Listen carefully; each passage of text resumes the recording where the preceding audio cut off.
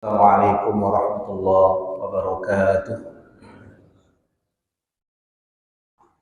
Alhamdulillah, alhamdulillahilladzi an'amana bi ni'matil iman wal islam was sihah wal afiyah wal istiqamah wal ukhuwah. Asyhadu an la ilaha illallah wahdahu la syarika lah wa asyhadu anna Muhammadan 'abduhu wa rasuluh alladzi la nabiyya ba'dah. Allahumma salli wa sallim wa barik ala sayyidina wa habibina Muhammad wa ala alihi wa ashabihi wa ansarihi wa junudihi wa man jahada fillahi haqqa jihadi ila yaumil qiyamah. Qala Allah Ta'ala fil Qur'anil Karim, a'udzu billahi minasy syaithanir rajim. Ya ayyuhalladzina amanu taqullaha haqqa tuqatih wa la tamutunna illa wa antum muslimun. Sadaqallahul azim wa ba'd. Bapak ibu hadirin hadirat jamaah salat subuh Masjid Al-Hidayah yang mudah-mudahan kita semua dirahmati Allah Subhanahu wa taala, untuk membuka kajian kita pada subuh yang penuh keberkahan ini, yang Allah mengiringi langkah-langkah kaki kita dengan turunnya rahmat Allah berupa hujan. Maka kita awali dengan membaca Quran surah Al-Fatihah. Al-Fatihah. أعوذ بالله من الشيطان الرجيم بسم الله الرحمن الرحيم الحمد لله رب العالمين الرحمن الرحيم مالك يوم الدين إياك نعبد وإياك نستعين اهدنا الصراط المستقيم صراط الذين أنعمت عليهم غير المغضوب عليهم ولا الضالين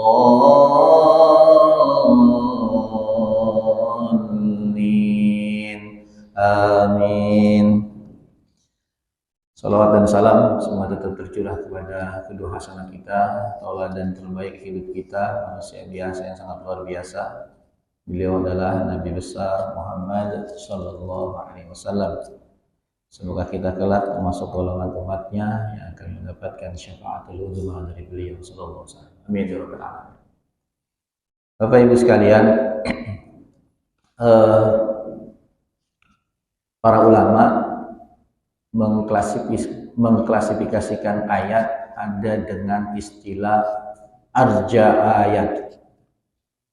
Jadi ada ayat-ayat yang disebut dengan arja ayatin fi kitabillah. Pernah dengar Pak istilah kayak gini? Hah? Barusan. Jadi ada istilah ayat yang disebut arja ayat. Artinya apa? Ayat-ayat di dalam Al-Quran yang lebih memberikan pengharapan pada kita. Ini disandarkan dengan ucapan Nabi SAW, qaul para sahabat tentang istilah ini. Banyak ayat-ayat yang kemudian diklasifikasikan dengan istilah ini, arja ayatin fi kitabillah. Kalau dalam ilmu Quran itu akan disebut di situ. Misalnya firman Allah dalam surah 39 surat Az-Zumar ayat ke-53 itu termasuk golongan ayat yang disebut dengan arja ayatin fi kitabillah. Di ketika Allah berfirman, a'udzubillahi minasyaitonir rajim bismillahirrahmanirrahim qul ya ibadiyalladzina asrafu ala anfusihim la taqnatu min rahmatillah innallaha yaghfirudz dzunuba jami'a innahu huwal ghafurur rahim. Allah berfirman dalam ayat ini, katakanlah oleh engkau Muhammad, wahai hamba-hambaku yang israf, yang melampaui batas dalam kemaksiatan. Jadi Allah memanggil, menyeru, mengundang kepada hamba-hambanya yang melampaui batas dalam kemaksiatan. yang berlebih-lebihan dalam dosa. Artinya adalah dosa yang dilakukan oleh hamba ini tidak hanya satu, tapi banyak dan bervariasi. Banyak sekali. Dia tidak hanya melakukan satu dosa, misalnya zina, tapi dia juga melakukan mencuri, dia bahkan melakukan dosa-dosa yang luar biasa beratnya. Tapi Allah Subhanahu wa taala memanggil hamba-hamba tersebut dengan memberikan rasa optimis, dengan Allah mengatakan la taqnatu min rahmatillah, jangan kalian berputus asa dari rahmat Allah. Jadi Allah mengingatkan, Allah melarang bukan hanya kepada hamba-hamba Allah yang saleh, tapi ini Allah melarang kepada mereka yang senantiasa melakukan kemaksiatan untuk tidak berputus asa dari rahmat Allah, untuk tidak pesimis mendapatkan ampunan dari Allah Subhanahu wa taala sebesar dan sebanyak apapun dia melakukan dosa. Kenapa demikian? Karena Allah mengatakan innallaha yaghfiru dzunuba jami'a. Sesungguhnya Allah lah yang mengampuni dosa semuanya. Kenapa bisa? Innahu huwal ghafurur rahim. Karena sesungguhnya Allah Maha Pengampun lagi Maha Penyayang. Para ulama mengatakan ayat ini sebagai arja ayatin, ayat-ayat yang memberikan pengharapan. Jadi orang maksiatnya saja keterlaluan, berlebihan, ya, itu kata Allah jangan putus asa. Jangan putus asa. Nah, jangan putus asa untuk tidak mendapatkan ampunan Allah. Jangan putus asa untuk tidak bisa masuk surganya Allah Subhanahu wa taala. Jangan putus asa. Jadi apalagi ahli ibadah.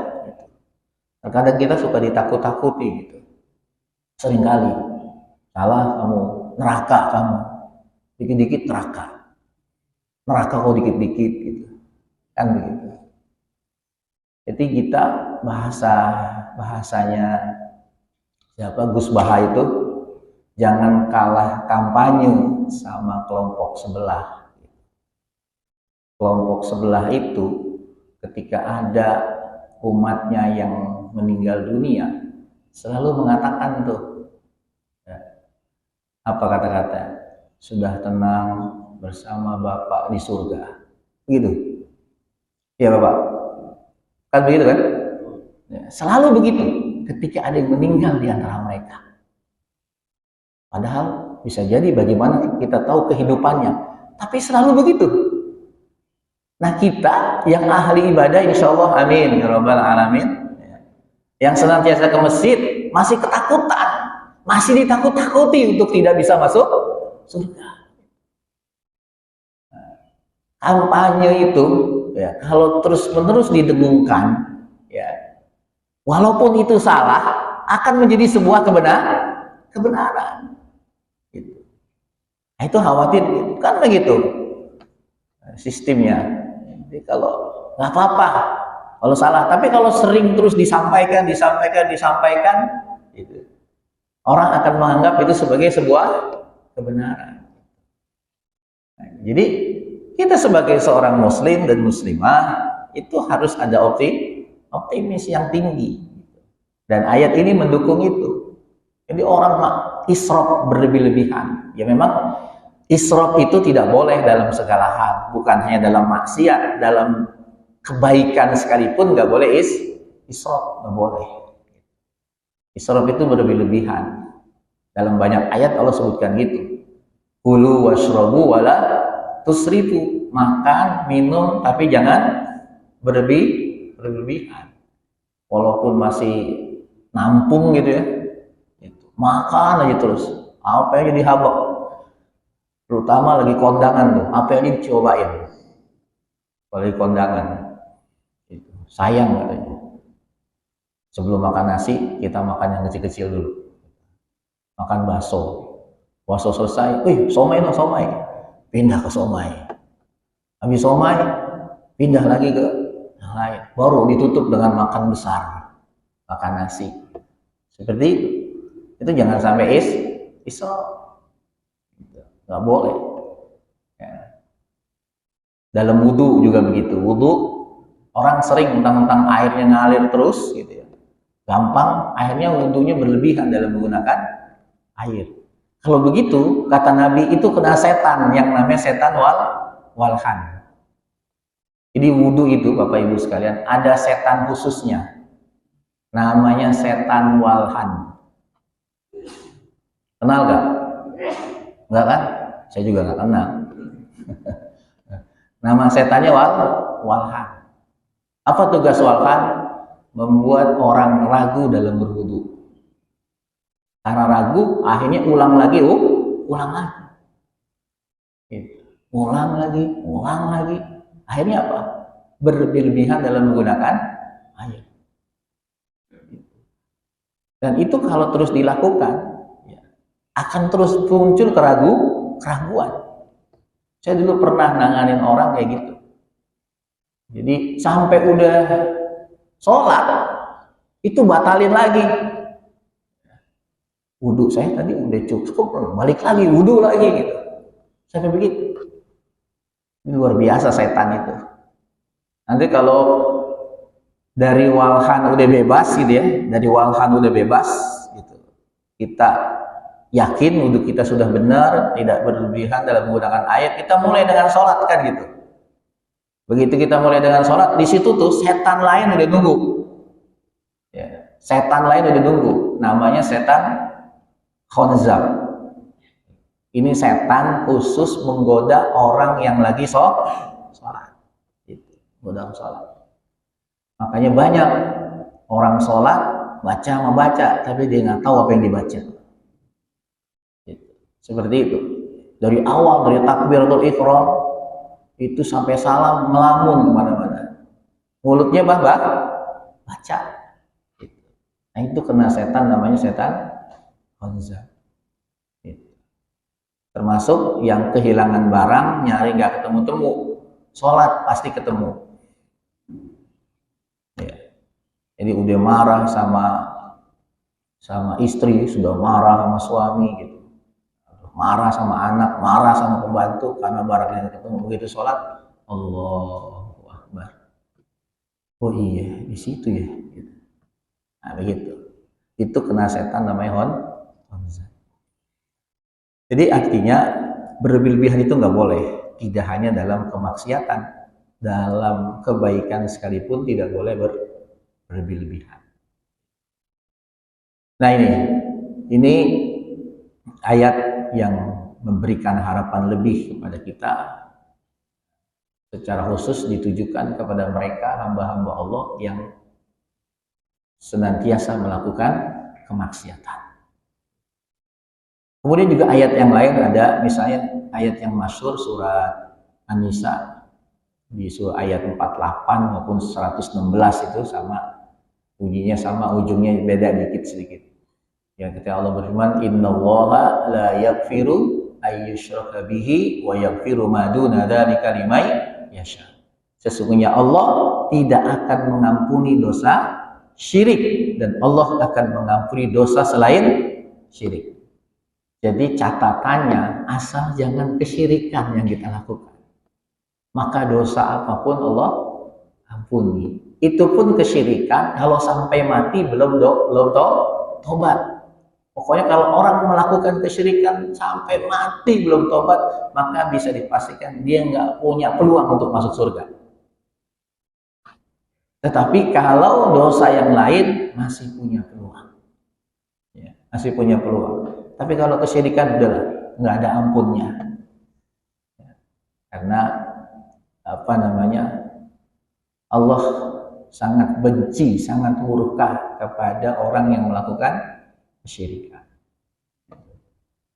Nah ini di akhir tahun biasanya banyak tuh menuju ke sana tuh kesyirikan. Ya, tanpa kita sadari bisa tidak kita masuk pada wilayah yang benar-benar terlarang di akhir tahun itu. Ya. Ini kan sedikit nih pada liburan ya, jamaahnya segini ya, biasanya banyak. Jadi akhirnya apa? Kemana liburan? Liburan dalam rangka apa? Tahun baru. Kalau bisa janganlah, jangan dasarnya itu gitu. Jadi kalau mau liburan, liburan aja, liburan akhir, apa namanya, liburan sekolah, anak-anak ajak jalan-jalan. Termasuk juga bakar-bakar ayam di malam tahun baru. Gitu. Kalau bisa dihindari dengan istilah menyambut tahun baru gitu. Kalau mau bakar ayam silakan, jangankan bakar ayam, bakar rumah aja boleh. Asal siap-siap aja gitu. Jadi asal jangan bilangnya, ya tahun baru Ustaz, tahun baru. Nah itu dihindari. Kalimat dan niat seperti itu dihindari. Kadang-kadang kita bingung. Kita ketika tahun barunya orang lain, itu yang sibuk kita. Luar biasa sibuknya kita. Gitu. Tetapi, pernahkah ketika tahun barunya kita, mereka sibuk? Mereka biasa aja. Gitu. Nggak ada itu. Tapi kita sibuknya luar biasa. Dulu ketika penentuan tahun penentuan kalender Islam, kalau mau dari dulu nggak usah umat Islam punya kalender sendiri, ikutin saja kalender yang ada. Gitu.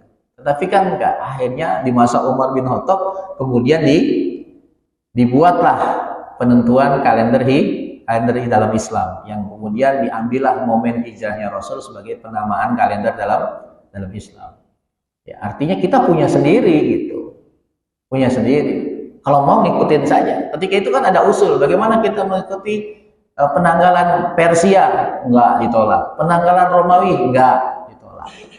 Hingga akhirnya kita punya kalender sendiri, ya, yang kita sebut dengan kalender Hijriah. Jadi ngapain sibuk memperingati tahun barunya orang lain seperti itu. Nah itu, jadi jangan sampai lah gitu. Nah, tanpa kita sadari kita terjebak kepada dosa yang mengantarkan kita kepada nerakanya Allah Subhanahu Wa Taala. Bapak Ibu sekalian, ada satu ayat lagi yang kemudian para ulama memasukkan klasifikasi ayat ini dalam klasifikasi arja ayatin, dan inilah yang akan menjadi bahasan utama kita, yaitu firman Allah dalam surah Fatir ya, ayat 32 ayat 32 sampai ayat 35 ya, di mana di ayat-ayat ini Allah berfirman, A'udzu billahi minasy syaithanir rajim. Bismillahirrahmanirrahim. Tsumma awrasna al-kitaba alladhina istafayna min 'ibadina faminhum zalimun li nafsihi wa minhum muqtasid وَمِنْهُمْ سَابِقٌ بِالْخَيْرَاتِ بِإِذْنِ اللَّهِ ذَلِكَ هُوَ الْفَضْلُ الْكَبِيرُ جَنَّاتُ عَدْنٍ يَدْخُلُونَهَا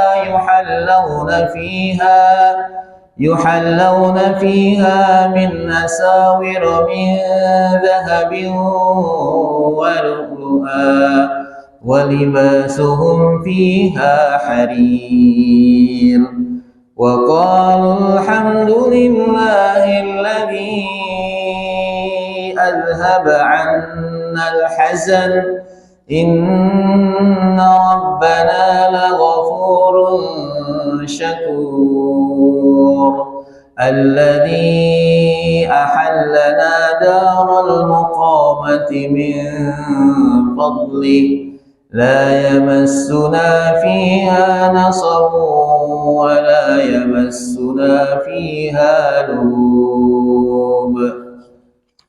Allah berfirman dalam ayat-ayat ini dimulai dari ayat 32, summa awrasnal kitaba alladziina istafayna min ibadina.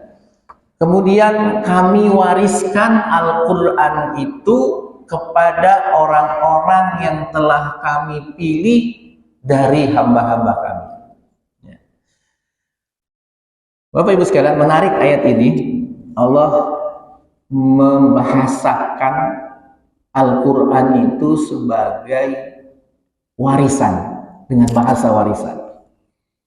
Kira-kira ini agar kita tertarik dengan firman Allah ini. Kira-kira kalau kita dengar kata warisan gimana? Bapak Ibu, biasanya saya senang ditelepon nih sama bapak, suruh pulang masalah warisan. Walaupun sibuk pulang gitu, pulang karena kepikiran bakal dapat warisan. Nah, Al-Quran, Allah membahasakan Quran itu dengan warisan. Jadi warisan, Quran itu warisan. Dan kita tahu dalam hukum waris, yang namanya warisan itu nggak diberikan kepada setiap orang. Walaupun kita tahu ahli waris itu ada 25. 15 dari kalangan laki-laki, 10 dari kalangan perempuan. Tapi meskipun semuanya ada, ya, meskipun ada itu semuanya 25 ada. Oleh satu yang meninggal dunia gitu ya. Nah, itu nggak mungkin dapat semua, nggak mungkin dapat semua. Ya, jadi nggak semua harta warisan yang kemudian hadir ahli-ahli waris itu 25-nya hadir, tidak semuanya dapat, nggak semua dapat. Ada yang kemudian mahjub, terlarang, itu dihalangi untuk bisa dapat harta warisan.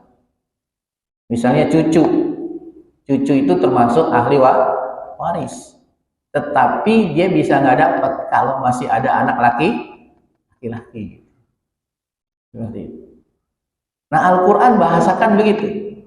Allah bahasakan Al-Quran itu dengan warisan. Banyak manusia, tapi tidak semua Allah wariskan Al-Quran. Enggak.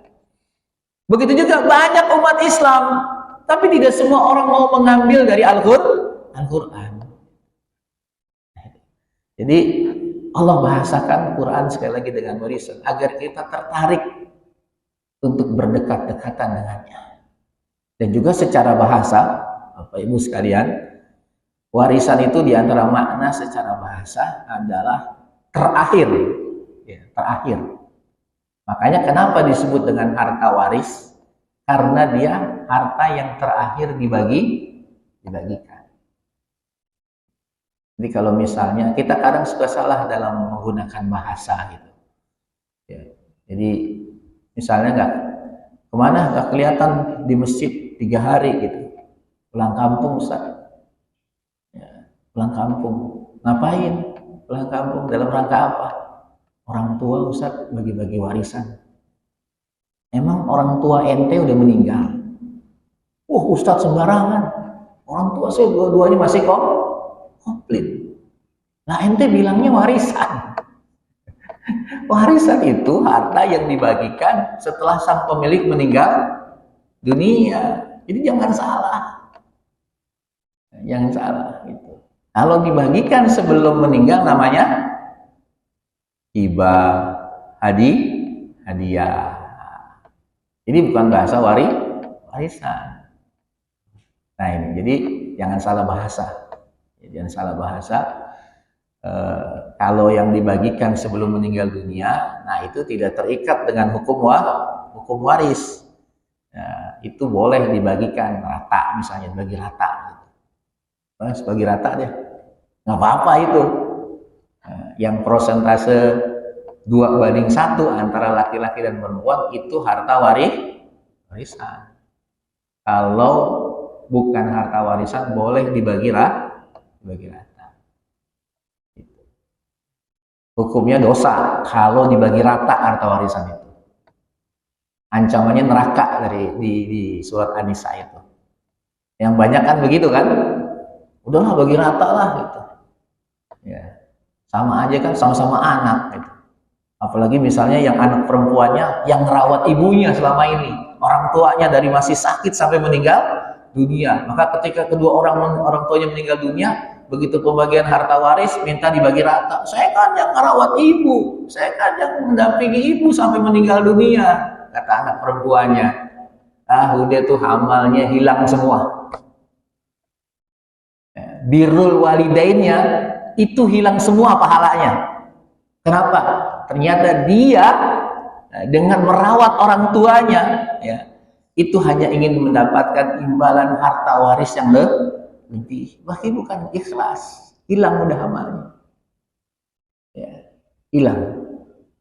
Jadi itulah hikmahnya kenapa kemudian harta warisan itu, ya, dibagi, ya, ada bagiannya langsung Allah yang ngatur. Di Al-Quran itu detail bagiannya, setengah, 2/3, 1/4, 1/8, 1/3, 1/6, itu detail. Jadi dalam masalah hukum tidak ada sedetil di dalam Al-Quran kecuali masalah waris. Kenapa? Hikmahnya adalah kita lahir ke dunia ini nggak bawa apa-apa. Maka ketika kita meninggalkan dunia, udah jangan mikirin apa-apa, udah siap diatur dengan aturan Allah gitu. Terus serahin saja. Walaupun sebelum turun ayat waris, ada ayat yang namanya kewajiban untuk berwasiat gitu. Maka kemudian sebagian ulama mengatakan ayat kewajiban berwasiat ketika mau meninggal dunia itu dihapus dengan turunnya ayat waris.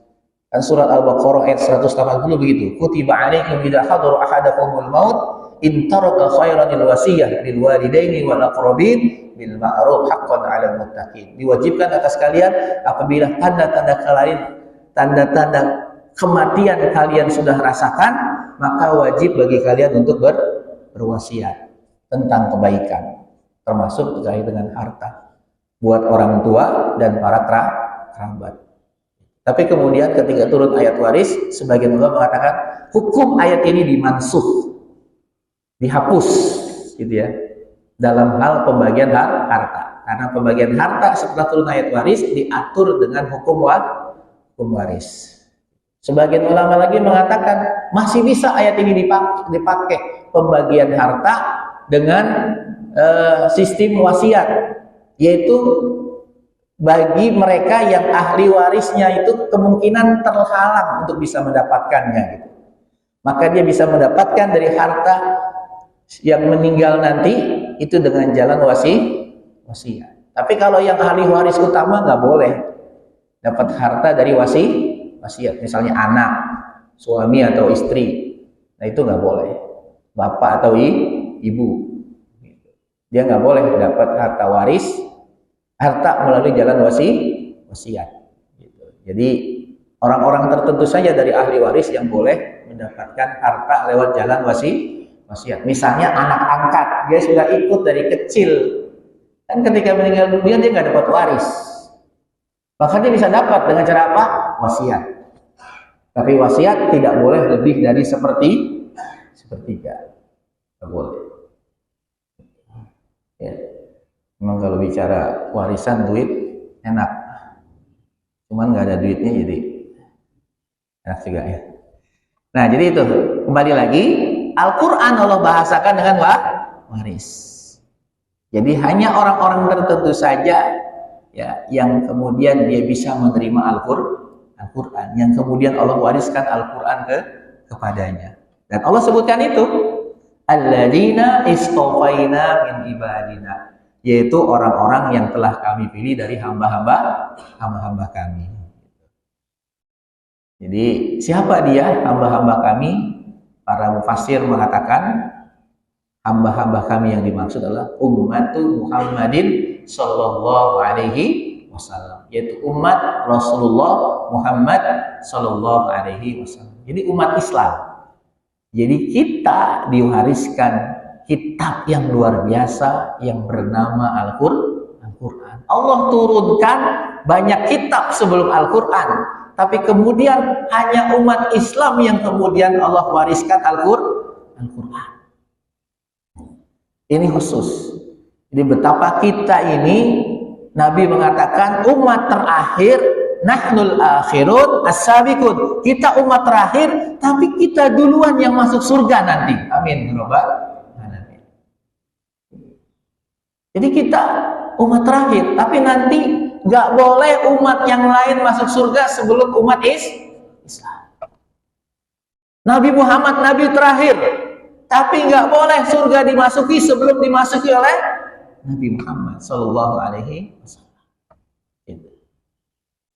Makanya Allah pilih kitabnya yang luar biasa, bukan hanya luar biasa, tapi Allah jamin keasliannya sampai akhir zaman. Sampai nanti Allah mengangkat Quran itu. Karena apa? Sebagai tanda-tanda di antara tanda kiamat ketika Al-Quran itu hilang. Nah, Al-Quran sudah hilang, ya, sehingga nggak ada lagi orang yang membacanya. Makanya benar, orang yang bertemu dengan hari kiamat itu adalah ahli maksiat semua. Ahli maksiat. Sudah tidak ada lagi yang sholat, tidak ada lagi yang baca Quran. Jadi selama masih ada yang sholat, masjid penuh, gitu, masih ada yang belajar Al-Quran, walaupun salah terus, gitu. Nah, itu tanda kiamat masih jauh.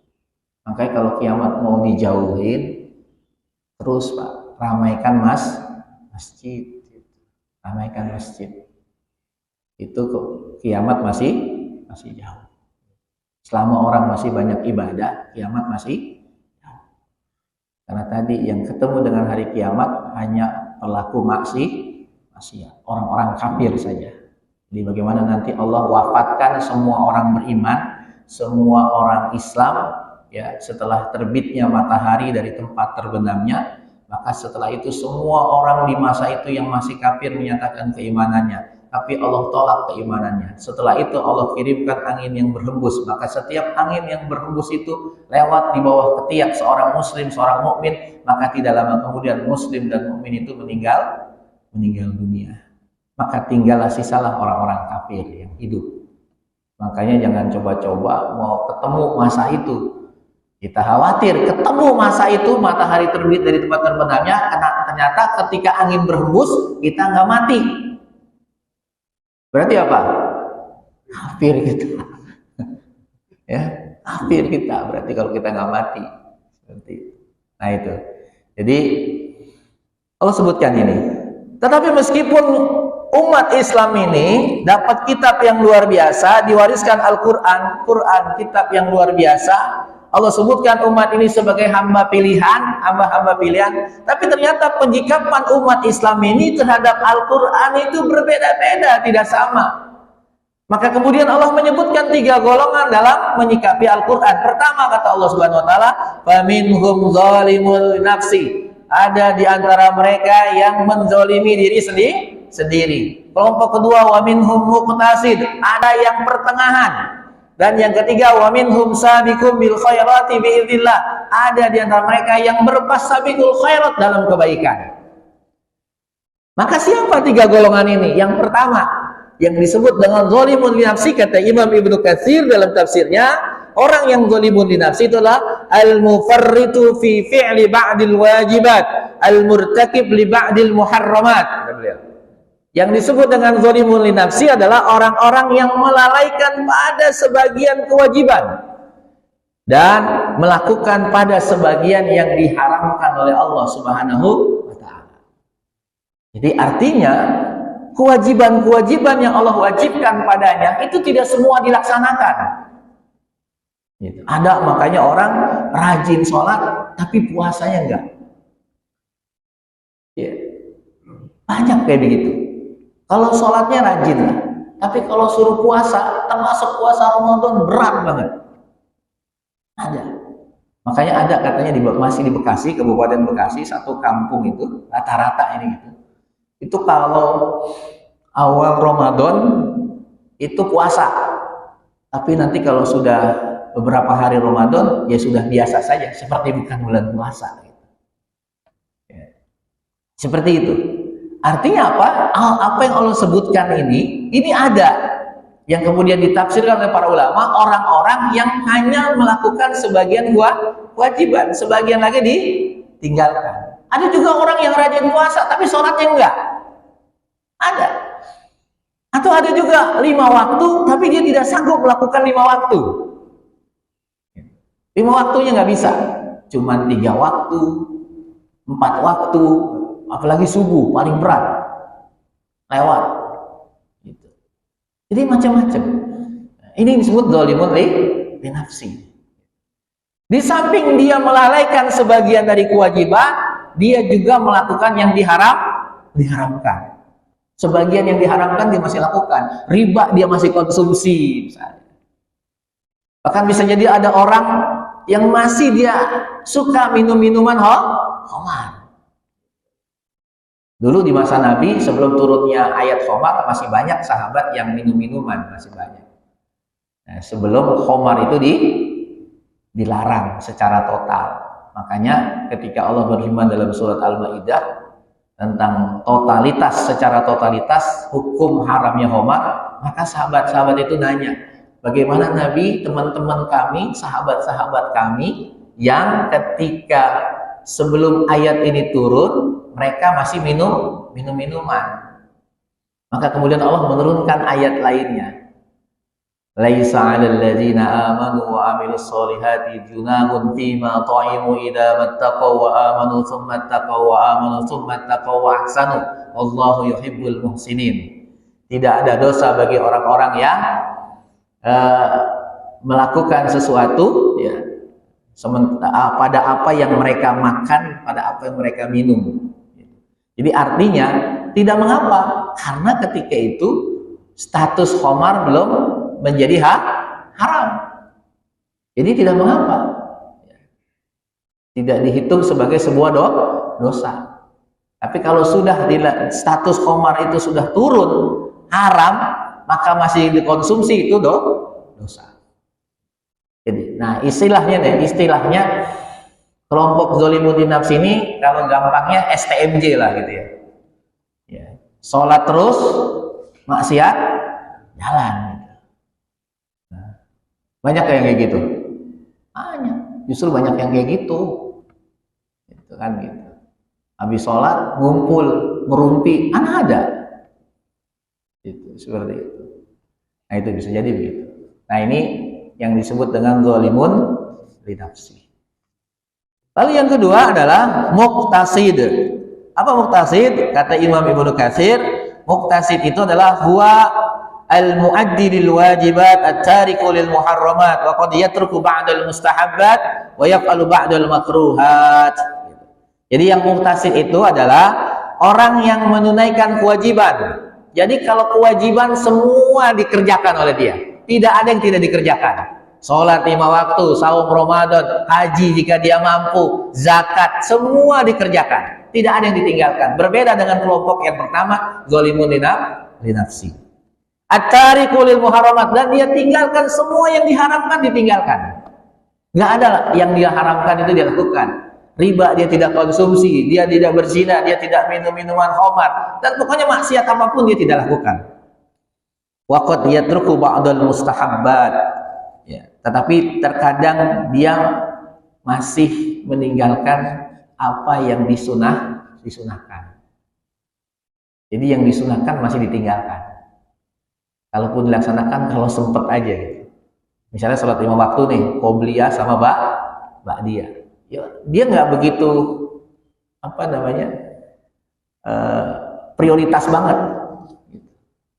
Jadi udah kalau lagi mood dia sholat qobliyah, ba'diyah. Kalau enggak udah. Ini bukan menjadi sesuatu yang amalan rutin bagi dia. Begitu juga dengan saum sunnah. Kalau saum wajib, saum Ramadan nggak pernah dia tinggalkan. Tapi saum sunnah kadang dia kerjakan, kadang dia tinggalkan. Nah, begitu juga yang lain.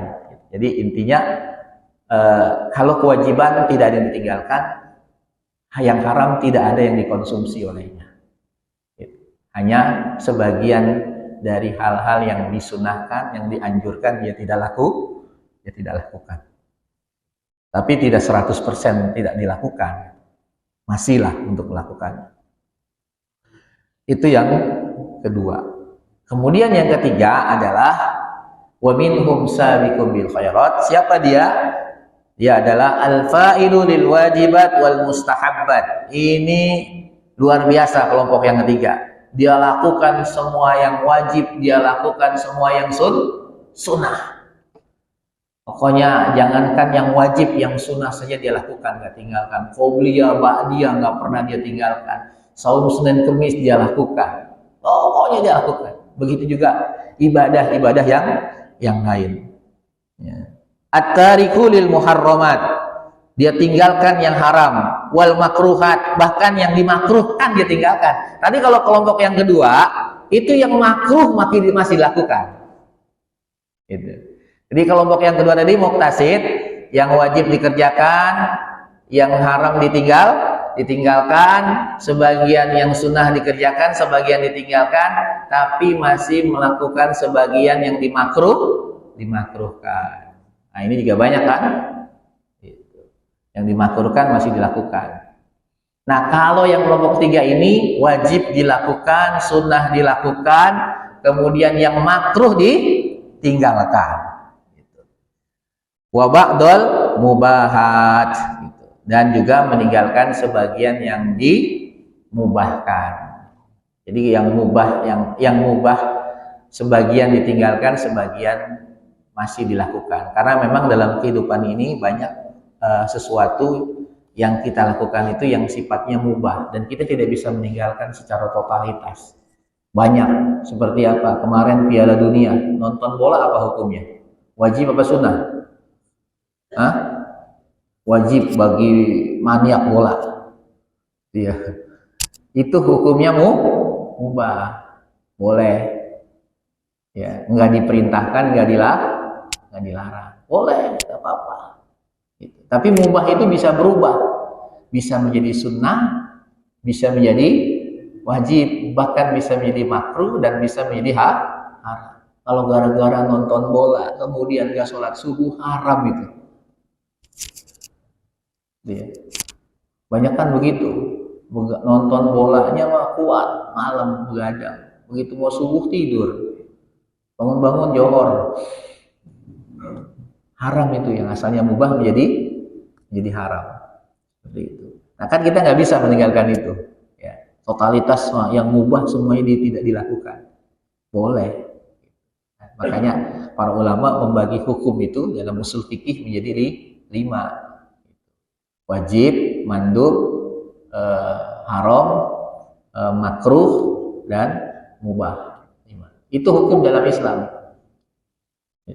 Jadi terkadang suka mengkerdilkan hukum. Padahal hukum itu 5, itu saja. Tapi seringkali hukum itu diperas menjadi 2. Kalau nggak bid'ah, sunnah. Gitu. Kan begitu. Kalau nggak bid'ah sunnah, udah itu. Padahal hukum itu ada 5 dalam usul fikih itu 5. Jadi bukan apa nih hukumnya? Bid'ah. Apa hukumnya? Sunnah. Gitu. Kan begitu. Nah, ini kadang-kadang suka salah menempatkan istilah itu seperti itu. Nah, jadi ini kelompok yang ketiga. Maka kemudian Allah menutup ayat 32 ini dengan dzalika huwal fadlul kabir.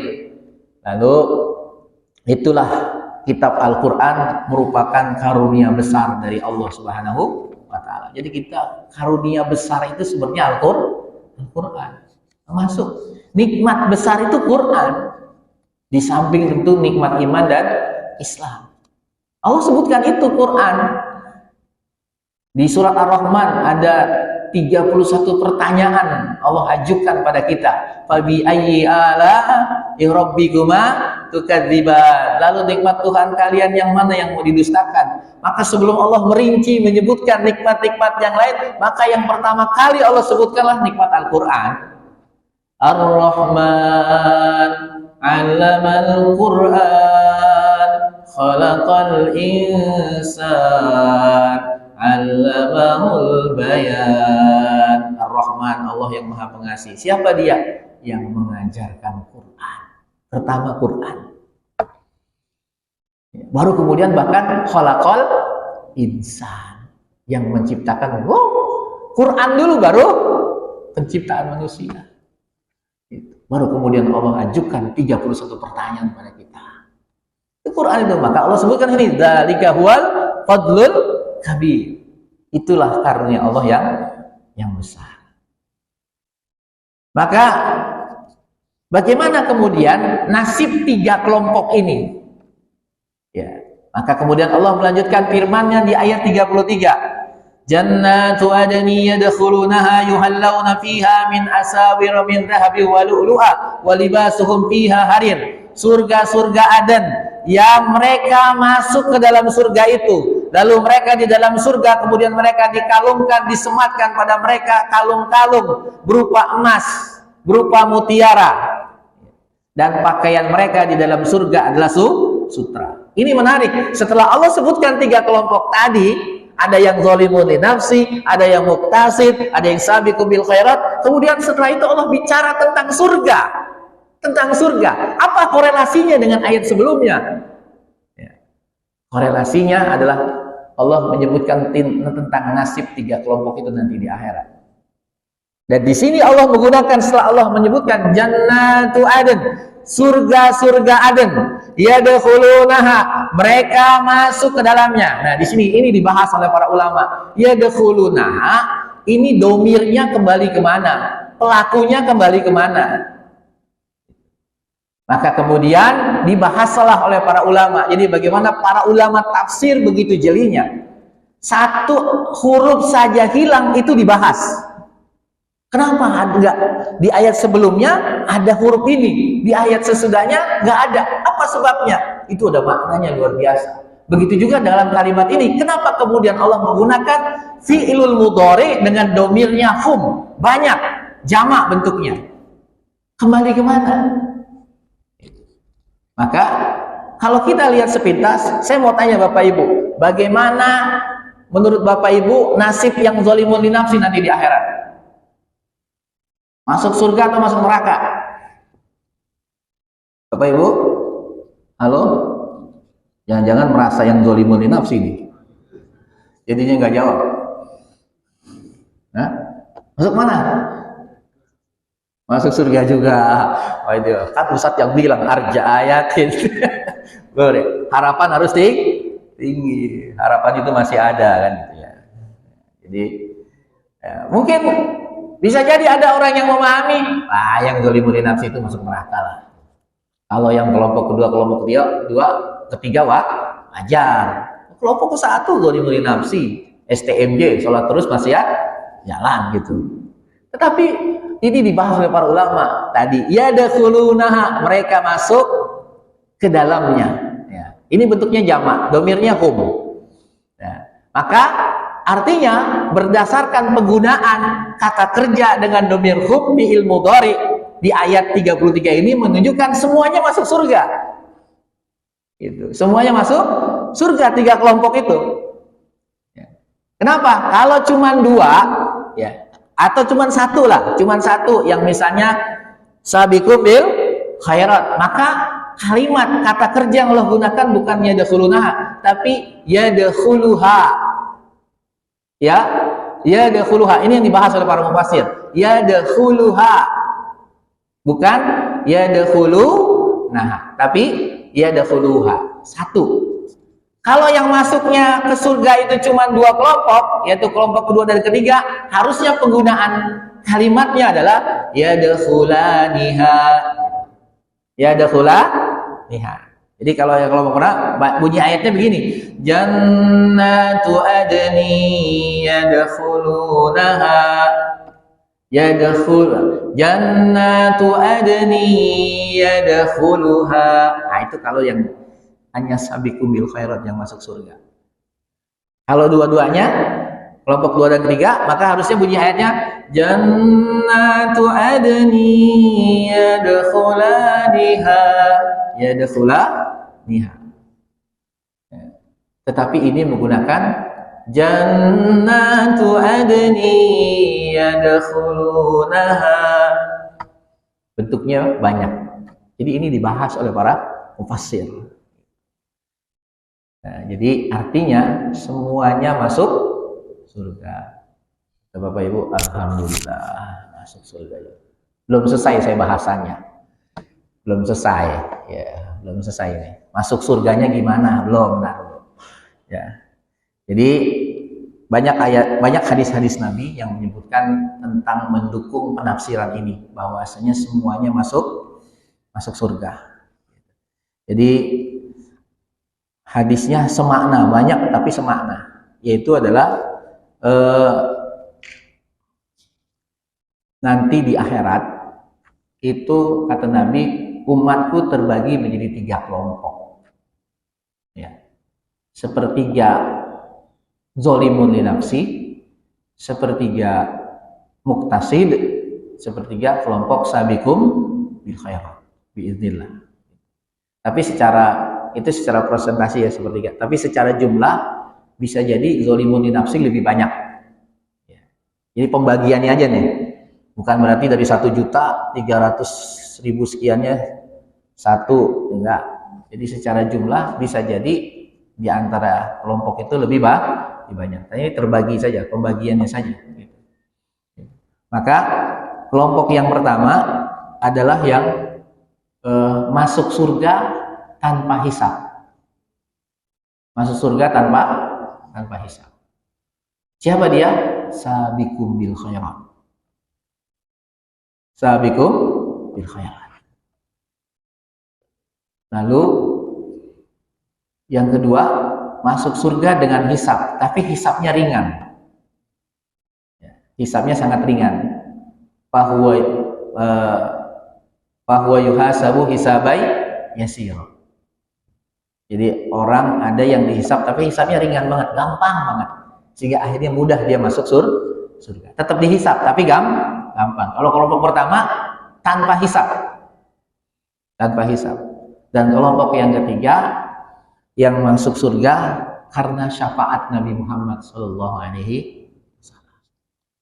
Ya. Karena syafaat Nabi Muhammad sallallahu alaihi wasallam.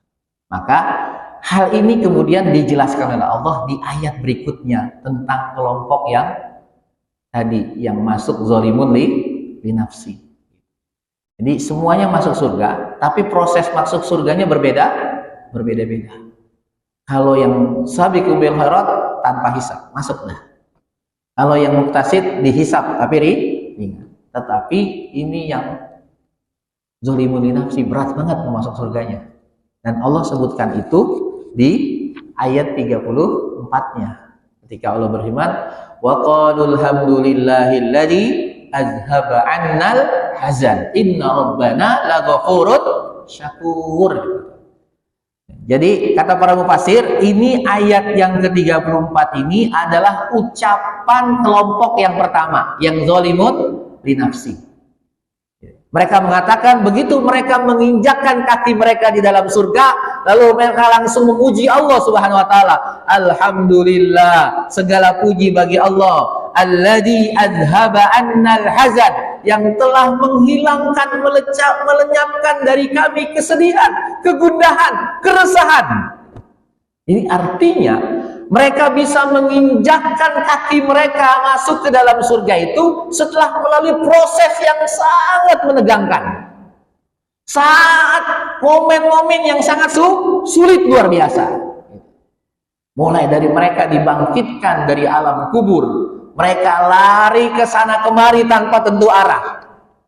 Nggak tahu kemana lari semua. Itu kan yang Allah sebutkan, yauma yakunun nasu kal farasil mabthus wa taqudul jibalu kan ihnil manfush. Yauma tadhalu kullu murdi'atin amma arda'at wa tad'u kullu dhati hamlin hamlaha wa taran nasa sukara wa ma hum bisukara. Itu terjadi. Jadi nggak tentu arah. Kemudian ketika mereka nanti dikumpulkan di padang mahsyar, itu mereka merasakan kepanasan yang luar biasa. Maka Nabi mengatakan dalam sebuah hadis, tudna yaumal qiyamah. Jadi nanti tudna syamsu yaumal qiyamah minal khalqi. Matahari nanti akan didekatkan kepada kepala-kepala makhluk pada hari kiamat. Ya. Hatta takuna minhum kamik dari mil, sampai jarak antara matahari dengan kepala manusia itu hanya 1 mil. Hanya 1 mil. Maka fayakunun nas ala qadri a'malihim. Maka keadaan manusia di padang mahsyar ketika itu, pada saat matahari begitu dekat dengan kepalanya, itu tergantung dengan amal yang dia lakukan ketika di dunia. Maka ada 4 kelompok kata Nabi. Ada orang yang karena begitu dekatnya matahari dengan kepalanya, maka kemudian dia panas dan mengucurkan keringat dari tubuhnya sendiri, dan keringatnya itu sampai membanjiri mata kakinya. Kelompok kedua ada yang keringatnya itu membanjiri sampai dengan lututnya sendiri. Kelompok ketiga ada yang membanjiri sampai dengan pinggangnya sendiri. Dan kelompok yang keempat ada yang membanjiri sampai dengan mulutnya sendiri. Di mana kita berada dari empat kelompok ini? Jawabannya ala qadri a'malina fil hayatid dunya, tergantung dengan amal yang kita lakukan di dunia. Nah, kelompok yang pertama ini merasakan itu. Sementara kelompok yang kedua, kelompok ketiga itu yang disebutkan sab'atun yudhilluhumullahu fi dhilli yauma la dhilla illa dhilluh. Ada 7 golongan yang nanti akan mendapatkan naungan dari Allah, di mana tidak ada naungan kecuali naungan dari Allah. Yang lain kepanasan, tapi dia adem banget. Kenapa? Dinaungi oleh Allah. Maka baca hadis itu, 7 golongan, dan rebut dari salah satu 7 golongan itu kita. Nah itu. Ya, jadi prosesnya panjang. Bahkan bisa jadi ada di antara mereka yang dzalimun li nafsi kemudian harus masuk ke dalam neraka dulu. Harus masuk ke dalam. Maka begitu mereka menginjakkan kaki mereka dalam surga, mereka mengatakan alhamdulillahilladzi azhaba annal hazan. Segala puji bagi Allah yang telah melenyapkan kesedihan, kegundahan, keresahan pada diri kami. Lalu mereka menyebutkan, Bapak Ibu sekalian, kenapa mereka bisa masuk surga? Di ujung ayat ini Allah sebutkan, Inna Rabbana laghafurun syakur. Sesungguhnya Tuhan kami, kata mereka, itu maha pengampun lagi maha bersyukur. Jadi 2 syarat, 2 yang menyebabkan mereka masuk surga. Dan ini berlaku buat kita semua. Yang pertama adalah kita bisa masuk surga kalau kita diampuni dosa-dosanya sama Allah. Ya. Jadi kita bisa masuk surga kalau dosa kita diampuni loh. Kalau dosa kita nggak diampuni, nggak mungkin bisa masuk surga. Ya, nggak mungkin. Ya.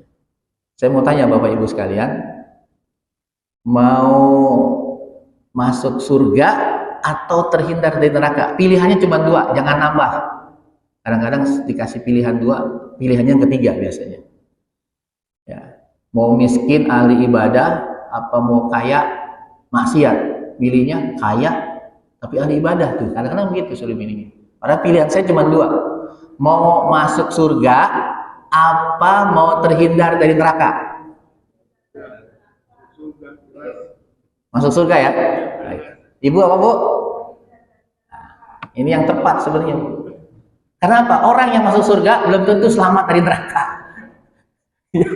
Ya, bisa jadi dia masuk neraka dulu baru masuk surga. Tapi kalau terhindar dari neraka, dia nggak ngerasain neraka dulu. Itu. Makanya doanya apa? Rabbana atina fid dunya hasanah wa fil akhirati hasanah wa qina adzabannar. Ya Rabb, berikan kami kebahagiaan dunia dan akhirat, dan jaga kami, pelihara kami, hindari kami dari neraka. Kemudian kan ditambah sama kita kan, wa adkhilnal jannata ma'al abrar ya aziz ya ghaffar ya rabbal alamin, dan masukkan kami ke dalam surga. Karena banyak orang masuk neraka dulu baru masuk surga. Surga paling rendah itu ditempati oleh mereka alumni-alumni neraka. Tetapi meskipun rendah, Nabi menggambarkan begini, seperti seorang menjadi raja di dunia ini. Bagaimana fasilitas raja? Luar biasa. Tapi surga rendah itu berpuluh kali lipat dari menjadi raja di dunia. Itu yang paling rendah. Dan itu ditempati oleh alumnus neraka. Alumnus neraka. Nah, ini jadi apa? Resepnya masuk surga, Allah mengampuni dosa kita dulu. Maka ini rahasianya kenapa Nabi mengajarkan kita untuk memperbanyak istighfar. Ya. Kalau dosa kita tidak diampuni, walaupun kita beramal, ya impas. Impas. Begitu nanti ditimbang, kita masuk kelompok sama antara dosa dan kebaikan. Masuklah ashabul a'raf, nunggu dulu di situ. Apa namanya kalau pesawat? Delay gitu. Kan nggak enak delay kan? Ya. Delay di sini udah bete gitu. Ini delay di akhirat gitu nilai gitu. Seperti itu. Nah, ini syarat yang pertama. Jadi dosa kita diampuni. Dan yang kedua, syakur, Allah itu maha bersyukur. Nah, kok Allah maha bersyukur? Iya, Allah mengajarkan kita untuk kita juga bersyukur. Apa bentuk maha syukurnya Allah? Pertama, pahami ayat ini, pahami kalimat ini, maha syukurnya Allah. Pertama, Allah itu pasti menerima setiap kebaikan yang dilakukan oleh hambanya, walaupun kecil kayak apapun. Jadi Allah menghargai amal hambanya sekecil apapun. Beda sama kita, dikirimin sayur kuahnya doang, gerutu. Cuma sayur doang. Gitu ya. Orang dia ngamalin hadis kan gitu. Ida tobakta marqatan fa'aksil ma'aha wa taha jironaka. Kalau kamu masak air maka banyakin kuahnya, lalu bagi ke tetangga. Ya, ngamalin hadis. Makanya jangan marah kalau dikirim cuman kuahnya doang. Itu kata Nabi, kullu ma'rufin shadaqah. Semua kebaikan adalah sedekah. Sedekahnya dia kuahnya doang. Tapi Allah mencatat sebagai sebuah kebaikan. Nah, jadi Allah seperti itu. Allah sekecil apapun amal kita, Allah hargai. Yang kedua, bentuk syukurnya Allah, Allah tidak hanya menghargai, tidak hanya memberi pahala, tapi Allah ngasih pahalanya nggak tanggung-tanggung. Ya, nggak tanggung-tanggung. Satu dibalas 10 minimal. Gitu. Sampai berapa? 700 kali lipat, bahkan bigoiri hisab tanpa batas. Beda dengan kita. Kondangan diundang gitu ya. Begitu diundang, wah situ. Dulu kayaknya kondangannya 100.000 nih. Maka kondangannya 100.000 lagi. Kenapa? Sesuai dengan kondangan orang itu ke saya gitu. Nah, ini yang harus kita luruskan begitu. Jadi kalau kita kondangan, kalau bisa itu udah sedekah kita aja gitu. Ya. Dan kalau kita punya rezeki ya gedein gitu. Jangan punya rezeki ya 100.000 terus gitu. Karena apa? Dulu dia 100.000 saat kondangannya. Kan begitu. Apalagi nanti yang undang ustadz jangan 100.000. Ya, kan saya mengundang nanti nih tanggal 26 Februari saya mengundang Jamaah Hidayah, saya mau nikahin anak saya yang pertama gitu. Mau jadi ngomong kondangan ya. Nah jadi seperti itu. Jadi Allah kalau balas nggak tanggung. Ya, jadi berlipat-lipat. Nah dua hal inilah yang kemudian penduduk ya tadi kelompok pertama masuk surga. Jadi kan mereka bukan nggak pernah amal soleh, pernah, tapi sebagian ditinggalkan, sebagian dilakukan seperti itu. Maka tetap ada amalnya gitu, sehingga dia bisa masuk surga. Dan kemudian mereka juga sebutkan berikutnya fasilitas surga, yaitu apa? La yamassuna fiha nasabu wa la yamassuna fiha lughub. Di surga itu nggak ada capek. Ya. Jadi kalau di dunia ini capek, biarin aja. Memang itu sifat dunia melelahkan. Tapi nanti di surga itu nggak ada capeknya. Bahkan Allah sebutkan dua model capek. Capek nasab itu adalah rasa lelah yang muncul ketika kita masih bekerja, belum menyelesaikan pekerjaan itu. Maka muncul rasa capek. Kita suka ngeluh, aduh kerjaan belum selesai, tapi udah capek banget. Itu namanya nasab. Ya, lughub itu kelelahan yang muncul setelah kita selesai melakukan pekerjaan. Jadi ada dua kelelahan di dunia ini. Lelah ketika masih melakukan pekerjaan dan lelah setelah melakukan pekerjaan. Tapi di akhirat, di surga nggak ada semuanya itu. Walaupun penduduk surga sibuknya luar biasa, nggak ada rasa capek nggak ada. Itu sifat surga. Jadi kalau capek itu sifatnya dunia. Nah, ibu-ibu kan nih, aduh masak belum, nyuci belum, dan lain sebagainya. Itu wajar. Ya, tapi insya Allah itu berbuah pahala kalau kita lakukan dengan ikhlas. Bapak Ibu sekalian, sebagai penutup, ya. Jadi biasanya kalau penyebutan ranking itu biasa dari ranking 1. Ranking 1, 2 dan seterusnya. Tapi di sini penyebutan ranking itu dari yang bawah. Baru tengah, baru yang atas. Apa hikmahnya? Ada dua hikmahnya kata para ulama. Hikmah pertama, agar kelompok yang pertama, yang zalimun li nafsi, yang peringkatnya rendah, itu tidak pesimis. Dia masih punya harapan untuk bisa masuk surganya Allah Subhanahu wa taala. Ya. Itu dia hikmahnya. Di samping itu juga agar yang sabiqum bil khairat tidak sombong dengan amalnya. Kenapa? Karena dia bisa beramal soleh dengan mudahnya, itu tidak semata karena usahanya, tapi karena Allah dan Allah bantu. Makanya kan doanya begitu selalu. Nabi berwasiat pada seorang sahabat, jangan tinggalkan doa ini kalau habis sholat. Allahumma a'inni ala dzikrika wa syukrika wa husni ibadatik. Ya Allah, bantu aku ya Allah, tolong aku ya Allah untuk selalu mengingatmu ya Allah, bantu aku ya Allah, tolong aku ya Allah untuk selalu bersyukur kepadamu ya Allah, bantu aku ya Allah, tolong aku ya Allah untuk selalu baik dalam beribadah kepadamu. Tanpa bantuan Allah nggak bisa kita. Termasuk kehadiran kita pada pagi hari ini, sholat subuh berjamaah di tengah turunnya hujan, rintik-rintik hujan, kemudian dilanjut dengan mengikuti thalabul ilmi, itu tidak lepas karena Allah tolong kita, Allah pilih kita.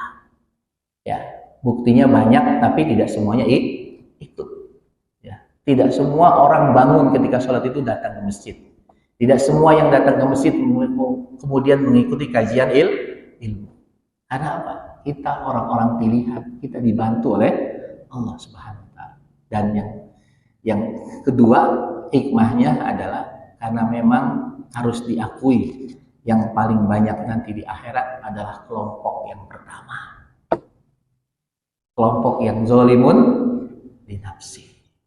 Maka kita jangan sampai masuk pada yang mayoritas. Jadi yang mayoritas itu betul kata Al-Quran tidak selalu identik dengan kebaikan. Bisa jadi yang mayoritas itu justru adalah isinya kemaksiatan. Biarin orang berlomba-lomba, orang ngumpul semua dalam rangka merayakan tahun baru. Mayoritas orang nggak semua, kita jangan.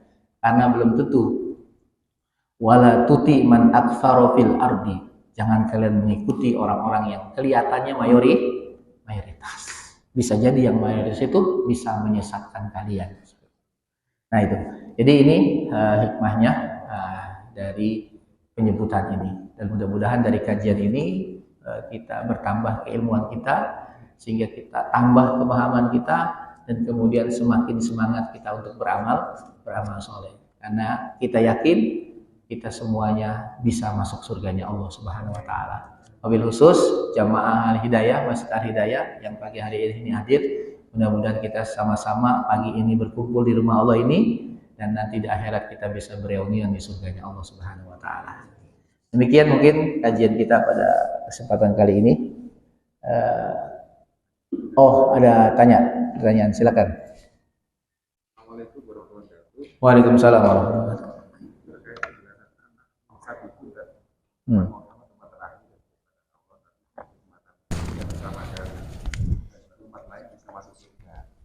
Dalam Al-Quran ini kira-kira gambarnya seperti apa umat setelah umat Nabi Muhammad yang bisa masuk surga, Tat? Demikian, Tat. Umat Nabi Muhammad yang bisa masuk surga. Umat selain Muhammad ya. Iya. Ya seperti orang Yahudi, Nasrani itu masuk surga. Ya. Ketika mereka hidup di masa nabi-nabi tersebut, sebelum masa kenabian Nabi Muhammad. Seperti contoh Waraqah bin Naufal, itu seorang Nasrani yang taat. Dia pendeta, dia penulis kitab Injil dengan bahasa Arab, karena dia orang Arab kan. Waraqah bin Naufal, sepupu dari ibunda Khadijah radhiyallahu anha. Maka ketika Nabi terima wahyu pertama, dibawa ke Waraqah. Waraqah mengatakan, kalau saya masih hidup, maka saya akan membelamu. Tapi sebelum wahyu berikutnya turun, Waraqah sudah meninggal dunia, karena dia sudah tua sekali. Gitu. Maka ini contoh orang Nasrani yang bakal masuk surga. Gitu. Karena apa? Dia hidup sebelum masa Nabi Muhammad Shallallahu Alaihi Wasallam. Jadi belum, kalaupun sudah turun, baru turun surat Al-Alaq, belum turun syariat. Dan dengan dia menyatakan saya akan menjadi pembelamu, itu menunjukkan dia ingin membela Nabi Muhammad. Dia ingin masuk agama Islam. Tapi siapapun, ya umat manapun, Yahudi, Nasrani atau apapun umat-umat Nabi terdahulu, meskipun mereka masih mengajarkan ajaran asli dari nabi-nabi mereka. Misalnya orang Nasrani mereka masih mengamalkan ajaran Injil yang asli itu. Mereka tidak menuhankan Nabi Isa. Orang-orang Yahudi juga demikian. Ya. Tetapi kalau mereka hidup setelah masa Nabi Muhammad, ya, mereka tidak mau masuk Islam, maka mereka masuk neraka. Gitu. Karena apa? Komitmen, janji yang Allah ambil dari para nabi begitu. Dalam surat Ali Imran seperti itu. Ya, jadi wa id akhadallahu mitsaqan nabiyyina lama ataitukum min kitabi wa hikmah thumma ja'akum rasulun musaddiqun lima ma'akum la tu'minunna bihi wa la tansurunna qala aqrartum wa akhadtum ala dzalikum isri qalu aqrarna qala fashhadu wa ana ma'akum minasy syahidin. Jadi ingatlah ketika Allah mengambil perjanjian dari para nabi. Apa bentuk perjanjiannya? Salah satunya adalah kalau kalian datang kepada kalian di tengah-tengah kalian wahai para nabi, ya, seorang rasul yang membenarkan apa yang ada bersama kalian, membenarkan Taurat, membenarkan Injil, membenarkan Zabur, maka ketika itu wajib bagi kalian mengimaninya, wajib bagi kalian membantunya, mendukungnya. Nah, otomatis kan nggak mungkin para nabi tersebut ketemu dengan Nabi Muhammad, karena mereka sudah meninggal dunia semua. Artinya apa? Itu ditujukan bagi kaumnya. Gitu. Pengikut Nabi Isa, pengikut Nabi Musa, maka kalau sudah ketemu dengan Nabi Muhammad, maka dia wajib beriman, masuk Islam. Makanya Imam Al-Baghawi menyebutkan kafir itu ada 4 macam. Pertama, kufrul ingkar, yaitu orang yang tidak meyakini adanya Tuhan. Ini lebih hebat dari iblis, ini lebih dahsyat dari iblis. Jadi ada manusia yang nggak yakin adanya Tuhan.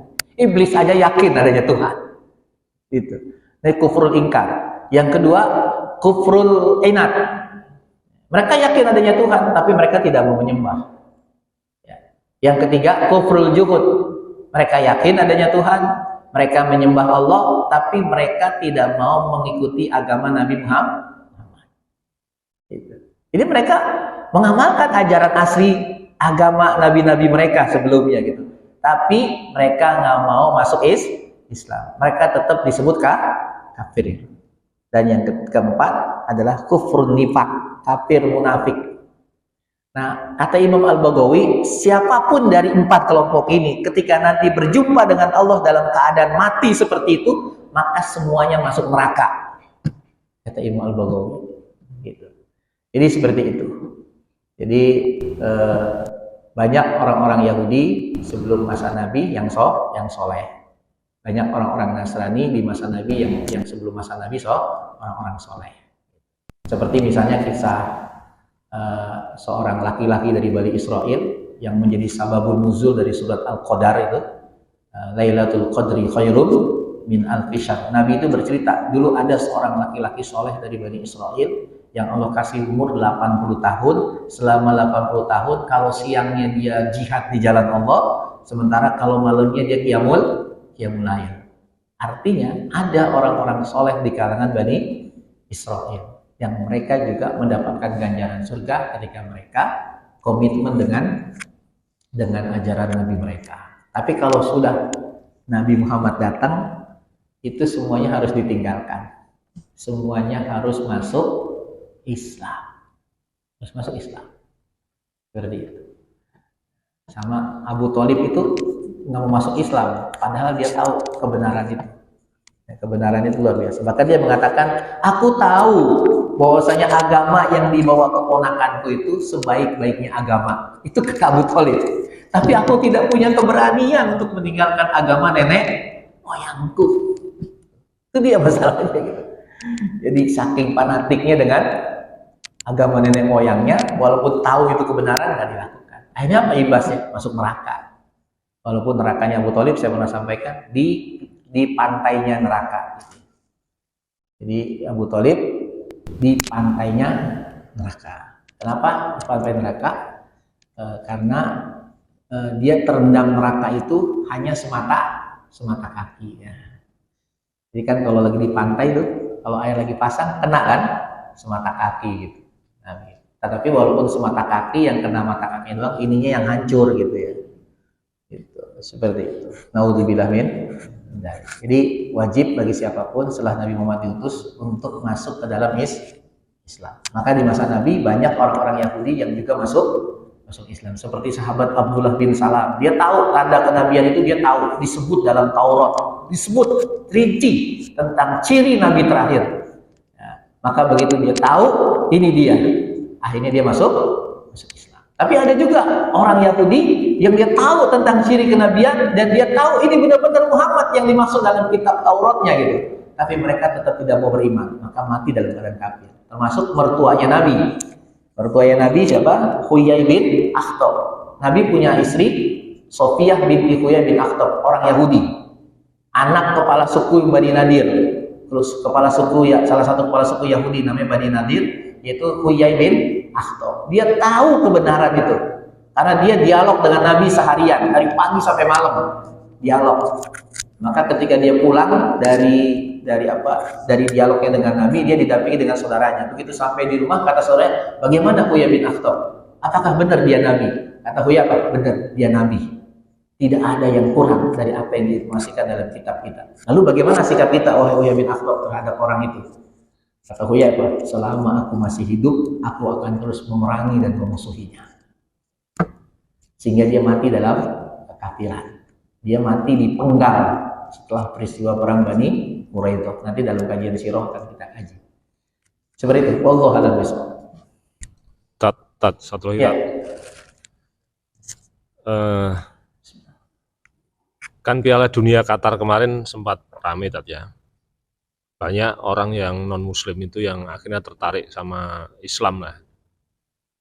Mereka ternyata di kehidupan sehari-hari di lingkungannya kan nggak pernah kenal Islam ya. Mungkin dia mendengar lah ya, tapi nggak tahu Islam itu seperti apa gitu.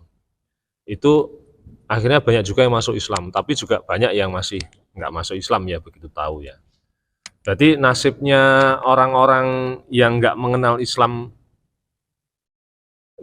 nggak tahu seperti apa Islam, meskipun dia sebenarnya kalau mengenal dia akan tertarik dan masuk. Itu nasibnya juga sama ya. Iya, kalau dia pernah mendengar, ya itu jadi ya orang yang tidak pernah tahu tentang Islam, tidak pernah mendengar tentang Islam, namanya ahlul fatroh namanya.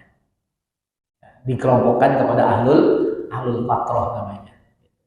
Seperti ayahanda Nabi Muhammad itu masuk pada ahlul fatroh. Maka nasibnya gimana di akhirat nanti terserah Allah Subhanahu wa taala. Sementara ada yang berpendapat kan memvonisnya neraka, ya, seperti itu. Tapi beliau itu masuk ahlul fatroh. Begitu juga ahlul fatroh itu bisa berlaku sekarang. Itu bagi orang-orang yang memang tidak pernah mendengar tentang Islam. Misalnya di pedalaman Irian, gitu ya. Islam susah banget masuk ke sana. Ya. Nah, maka mereka disebut ahlul fatroh. Kalau memang benar-benar sampai mati mereka tidak pernah dengar tentang Islam. Justru yang diminta pertanggungjawaban nanti kita. Kenapa Islam bisa nggak sampai sono? Gitu. Apa tanggung jawabmu? Kita ditanya sama Allah.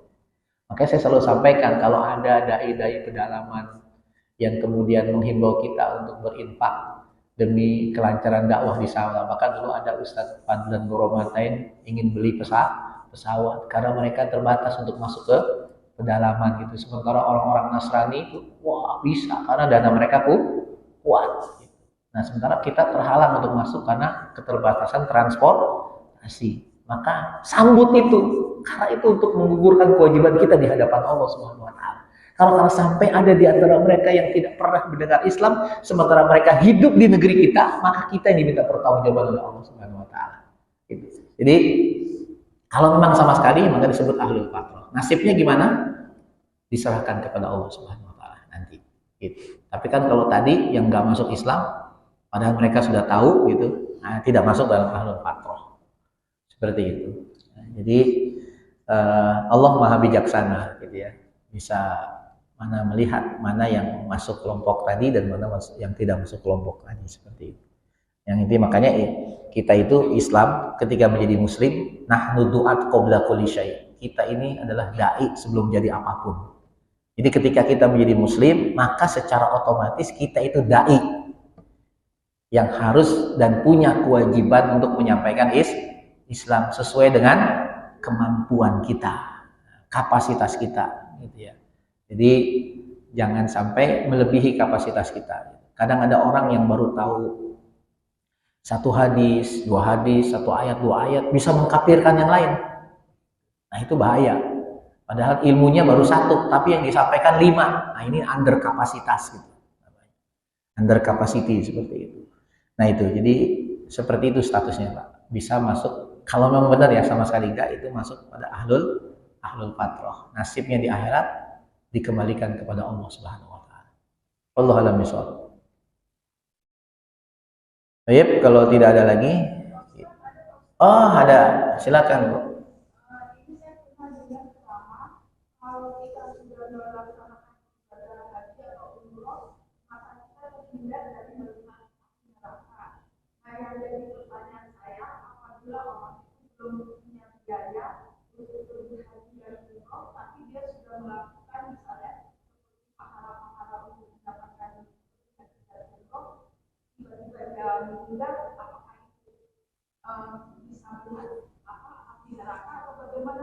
Iya.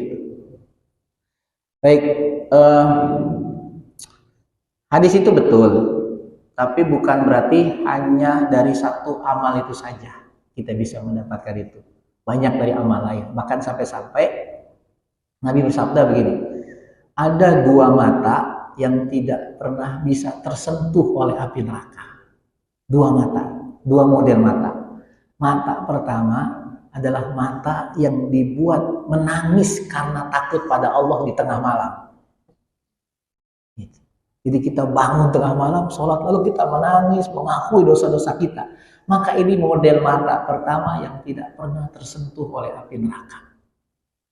Dan model mata kedua adalah, ini bagi para tentara sebenarnya. Mereka punya peluang untuk bisa tidak tersentuh neraka ketika mereka memang menjaga dengan ikhlas perbatasan negeri-negeri muslim dari serangan musuh. Mereka berjaga 24 jam, tidak tidur misalnya, atau yang tugas malam berarti tidak tidur. Gitu. Maka ini model mata yang tidak tersentuh oleh api neraka. Jadi artinya ada banyak jalan menuju Roma. Ya. Tidak hanya satu amal yang bisa mendatangkan keutamaan seperti itu. Masih banyak lagi yang lain. Ya, masih banyak lagi yang lain. Termasuk sedekah gitu ya, termasuk sedekah itu juga menjadi diharapkannya kita untuk melihat neraka. Tapi memang nanti Bapak Ibu sekalian, ada satu momen Allah kasih kesempatan penduduk neraka bisa melihat penduduk surga, penduduk surga bisa melihat penduduk neraka. Dan itu Allah sebutkan dalam surat Al-A'raf ya, ayat 50 situ sebut. وَنَادَى أَصْحَابُ النَّارِ أَصْحَابَ الْجَنَّةِ أَنْ أَفِيدُوا عَلَيْنَا مِنَ الْمَاءِ أَوْ مِمَّا رَزَقَكُمُ اللَّهُ قَالُوا إِنَّ اللَّهَ حَرَّمَهُمَا عَلَى الْكَافِرِينَ. Nanti penduduk neraka akan memanggil penduduk surga. Kapan? Ketika ada momen mereka diperlihatkan oleh Allah penduduk surga. Jadi ketika mereka melihat penduduk surga dan mereka mengenali orang-orang yang mereka kenal ketika di dunia yang di dalam surga itu, bisa jadi kerabat mereka, teman mereka dan sebagainya. Maka kemudian mereka berteriak, "Hai penduduk surga, an afidu alaina minal ma, tolong berikan kepada kami air, au mimma razaqakumullah, atau rezeki apa saja yang Allah berikan kepada kalian di dalam surga." Jadi mereka minta adalah air karena luar biasa dahsyatnya panasnya dalam neraka. Maka butuh air. Mau minum di dalam neraka, minumnya nanah, minumnya darah, minumnya timah yang akan menghancurkan tubuh mereka sendiri. Maka ketika momen itu datang mereka teriak, "Ya penduduk surga, berikan kami minum." Atau rezeki apa saja yang Allah rezekikan kepada kalian. Lalu penduduk surga menjawab, "Qalu innallaha harramahuma 'alal kafirin." Sesungguhnya Allah mengharamkan semuanya ini buat kalian. Jadi ada momen nanti diperlihatkan. Untuk apa tujuannya? Untuk menambah kehinaan dan penyesalan buat penduduk neraka. Dan bagi penduduk surga, agar mereka semakin bersyukur kepada Allah. Begitulah nasib bagi siapa yang masuk ke dalam neraka. Jadi seperti itu. Wallahu a'lam bishawab.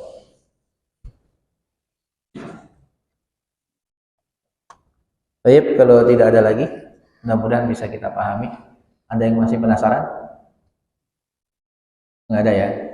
Yakin bisa masuk surga Bapak Ibu? Ya, yang jawab sedikit. Yakin bisa masuk surga? Yakin. Allahumma amin. Mudah-mudahan kita semua bisa masuk surganya Allah Subhanahu wa taala. Demikian kita tutup dengan berdoa kepada Allah Subhanahu wa taala. Mudah-mudahan Allah mengampuni dosa kita. Allah menerima amal ibadah kita, Allah kumpulkan kita selalu dalam kebaikan, dan Allah kumpulkan kita juga di surganya Allah Subhanahu wa taala. La hadhihi niyyah wa la kulli niyatin shalihah. Al-Fatihah. A'udzu billahi minasy syaithanir rajim. Bismillahir rahmanir rahim. Alhamdulillahi rabbil alamin. Arrahmanir rahim. Maliki yaumiddin. Iyyaka na'budu wa iyyaka nasta'in. اهدنا الصراط المستقيم صراط الذين أنعمت عليهم غير المغضوب عليهم ولا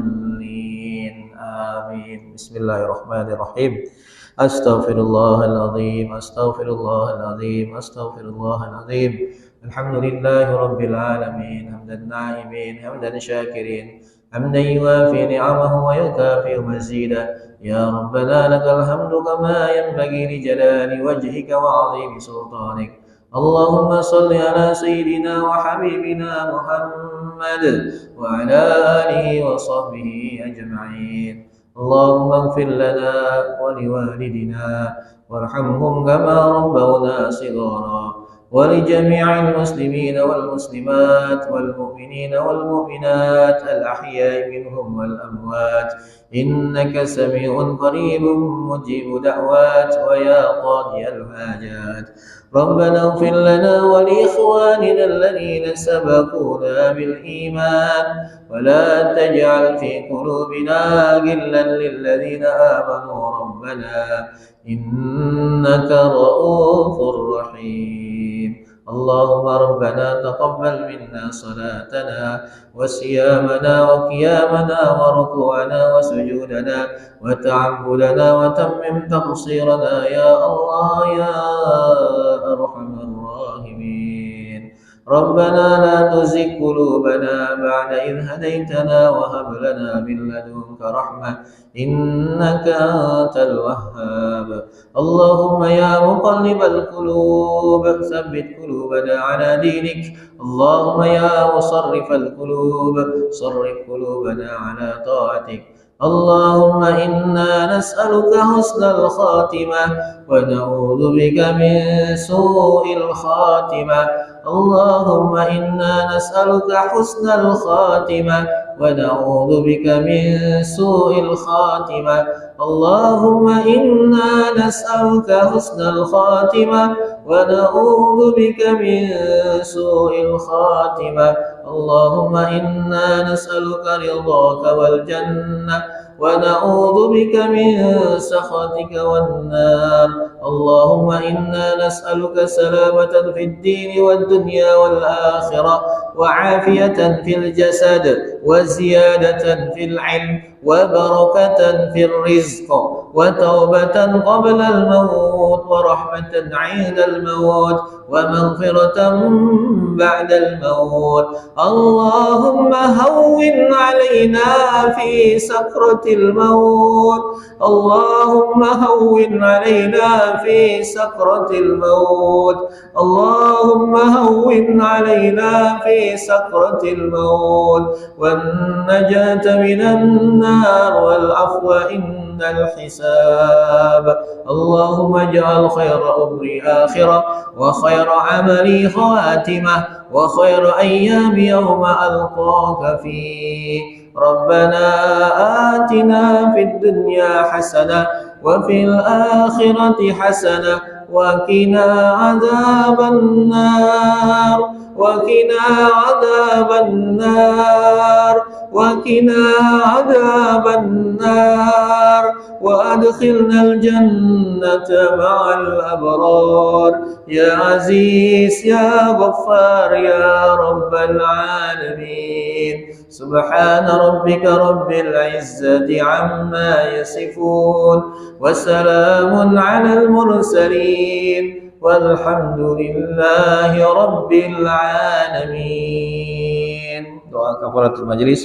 Subhanakallahumma bihamdika asyhadu an la ilaha illa anta astaghfiruka wa atubu ilaik. Wallahu a'lam bishawab. Assalamualaikum warahmatullahi wabarakatuh.